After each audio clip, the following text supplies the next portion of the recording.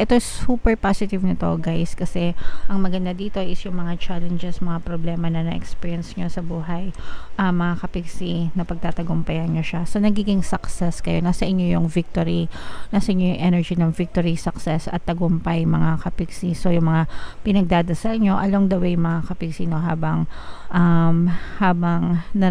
nararamdaman nyo or nararanasan nyo yung mga problema, patuloy kayo nagdadasal. And ayan, no, ask your angels, patuloy kayong nagdadasal mga kapiksi na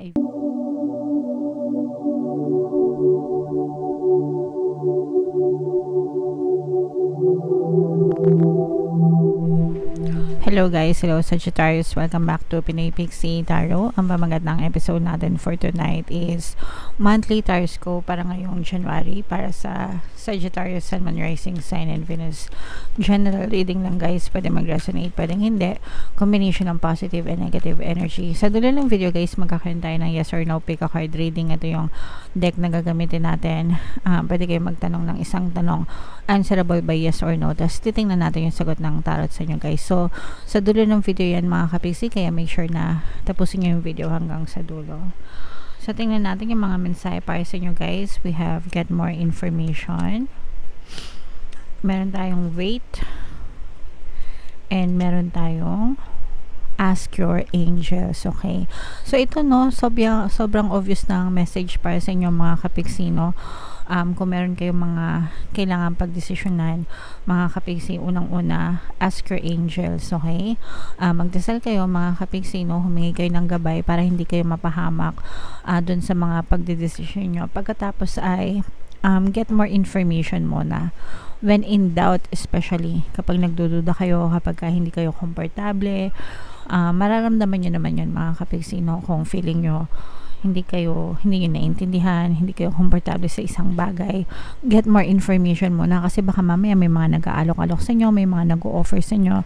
Opportunity is good guys, no, kasi pag may dumadating na opportunity sa inyo, ibig sabihin very receptive kayo sa pagtanggap na itong mga opportunities na to, wala kayong masyadong block. Kaya lang sa panahon ngayon mga kapiksi, pasensya kayo sa boses natin pag medyo sumasabit, medyo namamaos na rin kasi tayo guys, nasa sobrang dami ng video natin. Tapos yung panahon pa ngayon, minsan inobot, sinisipon tayo, sa pasensya na. Yeah, so as I was saying mga kapiksi, sa panahon ngayon kasi hindi naman lahat ng opportunity is authentic. Marami ring scam, marami ring mga frauds, diba? Kaya nga kung mapapansin nyo, kahit sa mga text messages, nakakatanggap kayo ng kung ano-anong text, sa mga email, sa mga social media, may mga nagpi-PM, ganyan. So make sure guys na mag-ingat. Alamin muna yung mga tamang detalye, get more information, ask your angels especially, no, para hindi kayo mapahamak, and most importantly mag-antay mga kapiksi. So wag kayong basta-basta magdidesisyon ng padalos-dalos, wag kayong magpa-pressure, take your time, wait, mag-antay mga kapiksi. Okay, and the universe will give you answers mga kapiksi sa lahat ng mga bagay na kailangan mo para makapag-desisyon ka ng tama para sa sarili mo. Okay? Alright, so comment down below Sagittarius if feeling na nakaresonate sa inyo yung mga messages na yan guys. So ngayon naman, tingnan natin yung mga ganap sa buhay mo ngayong January mga kapiksi. So i-shuffle ko to guys. Habang sinashuffle ko to, panoorin nyo muna tong video natin regarding sa ating paano mag-manifest ng abundance video course. Kapiksi, sawa ka na ba sa mga struggles at hirap sa buhay mo? Masipag ka ba at masikap sa buhay ngunit hindi ka pa rin umaasenso? Ilang beses ka na bang nag-attempt magnegosyo at mag-invest pero palagi ka pa rin nalulugi? Sa pagkakataon na ito ay maaaring may subconscious beliefs ka na nagiging balakid sa iyong pag-unlad at pagyaman. Introducing, paano mag-manifest ng abundance video course.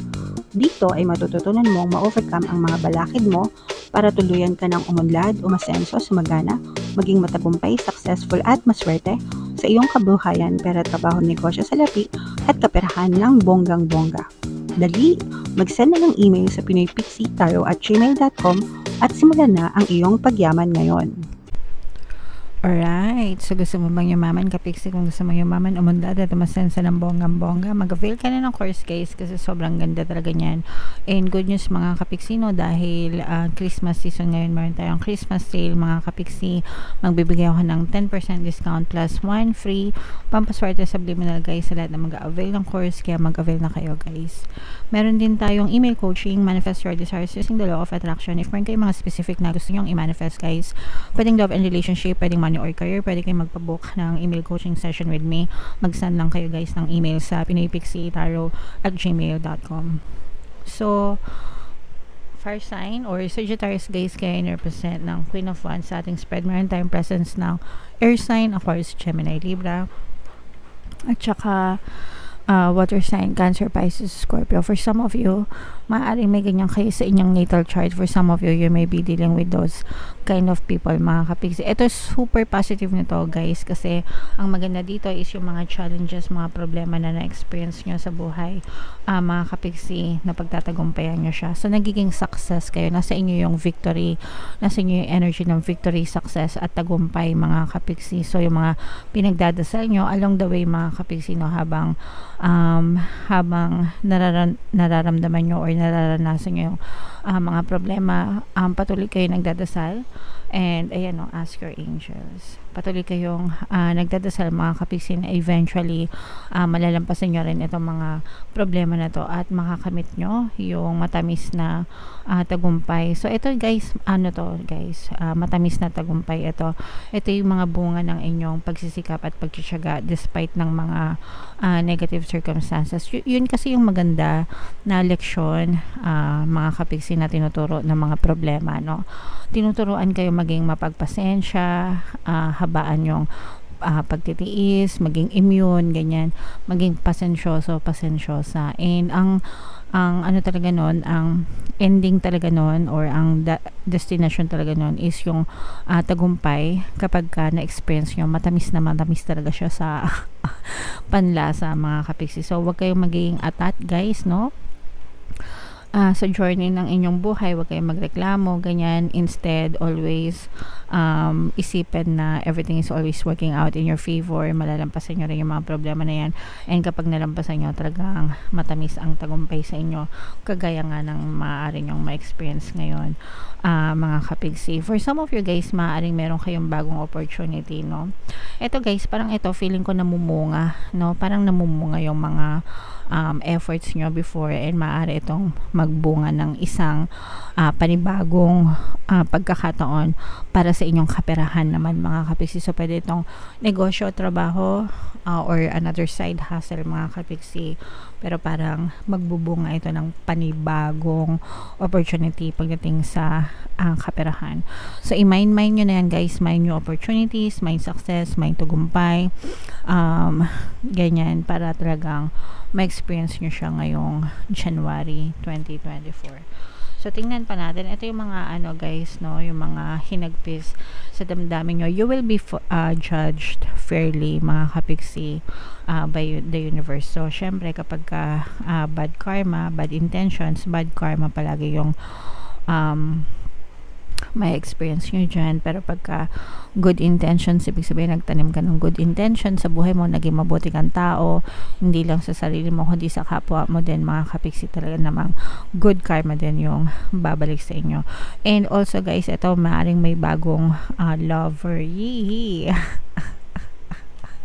Sa mga Kapiksi natin na nag-manifest ng bagong relationship mga Kapiksi, pwede rin to, no guys, parang old relationship na, pero parang mas lalo pa nagiging strong yung inyong pagsasama mga Kapiksi. Pero kung ito naman ay new relationship, new partner, new specific person, magiging matibay yung pundasyon.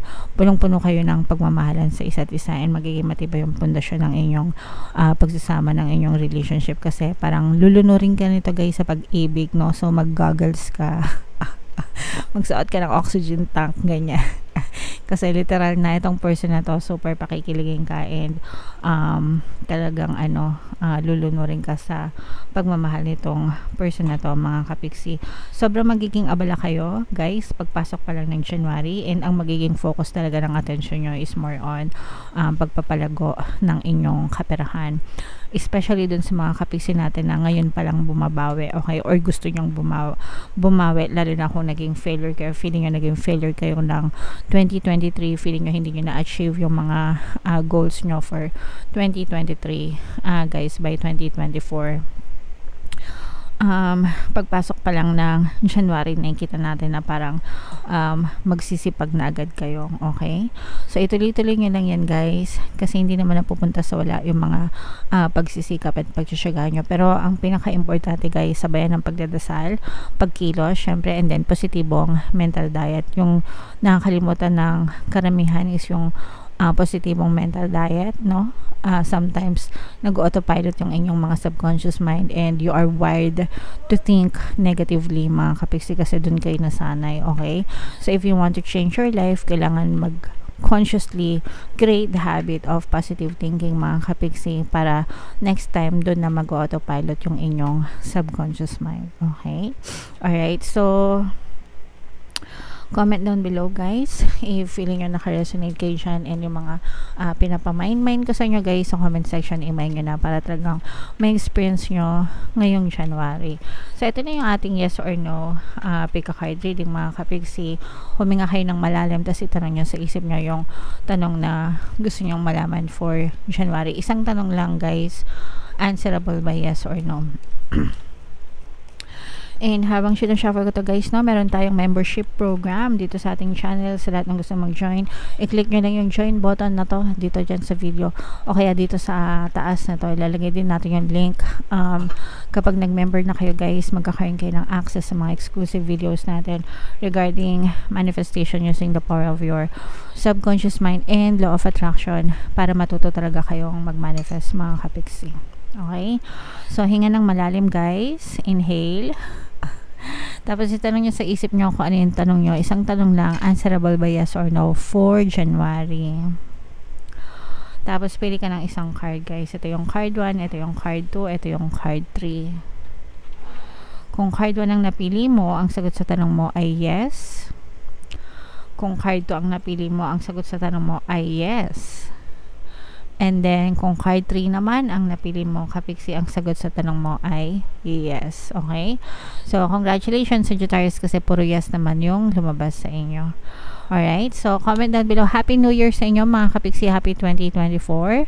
And comment down below sa mga nakaresonate, yung mga pinapamain ko, guys. I-main nyo na. Ito yung ating 2024 kapalaran. Kung nyo pa napapanood, panoorin nyo na, guys. Malapit na mag-2024. Ito naman yung ating success stories ng paano mag-manifest ng abundance video course. Click here to subscribe, guys. Thank you for liking, sharing, and subscribing. And see you again next time. I love you all. Have a nice day. Bye-bye.